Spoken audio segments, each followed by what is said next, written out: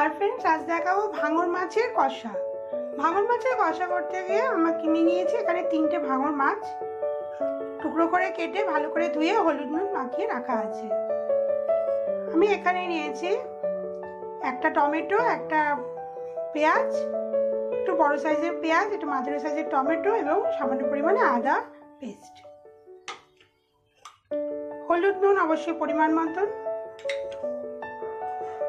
2 কোয়া রসুন এবং যে যেরকম ঝাল পছন্দ করে সেই অনুযায়ী কাঁচা লঙ্কা, আর নিয়েছি সামান্য পরিমাণে গরম মশলা। আর রান্নাটা আমি পুরোটাই সর্ষের তেলে করব। এই দিয়ে বানিয়ে ফেলবো আমি ভাঙর মাছের কষা। মাছ ভেজে তুলে নিয়েছি, এবার আমি ওই তেলেই দেব কুচো করা রসুন। রসুনটা একটু ভাজা ভাজা হয়ে আসলে আমি এই পেস্ট করা পেঁয়াজ আদাটা দিয়ে দেবো।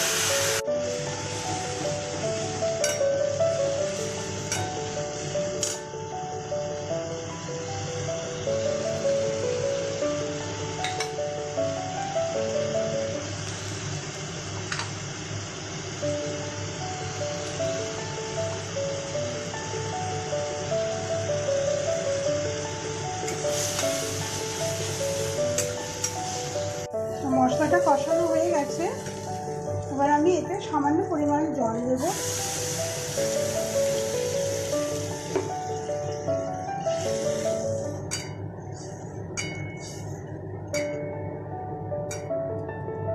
একটু ফুটবে এটা, ঝোলটা এরকম ফুটে উঠলে এক এক করে মাছগুলো ঝোলে দিয়ে দেব। এটা খুবই নরম মাছ, এটা করতে বেশি সময় লাগে না। মাছগুলো ঝোলে দেওয়ার পর একটু এরকম ভাবে ফুটতে দেবো, ঢাকা দেওয়ার কোনো দরকার নেই। আমি ঝোলে মাছটা দেওয়ার পর 10 মিনিট ফুটিয়েছি। খুব নরম মাছ, 10 মিনিটের বেশি আর ফোটানোর কোনো দরকার নেই। এবার আমি এতে দিয়ে দেবো গরম মশলা,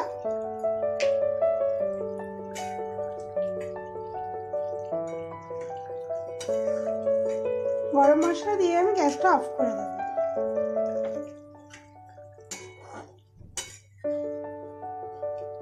5 মিনিট ঢাকা দেওয়ার পর এটা আপনারা পরিবেশন করতে পারেন।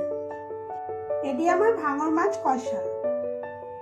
অবশ্যই বাড়িতে এটা ট্রাই করে দেখতে পারেন। যারা ভাঙর মাছ খাননি বা খান না তারা অবশ্যই রেসিপিটা, খুবই হালকা একটা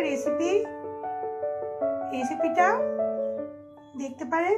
আশা করি ভালো লাগবে। আর আমার ভিডিওটা যদি ভালো লেগে থাকে অবশ্যই সাবস্ক্রাইব করুন আমার ইউটিউব চ্যানেলে। Like and share. Thank you.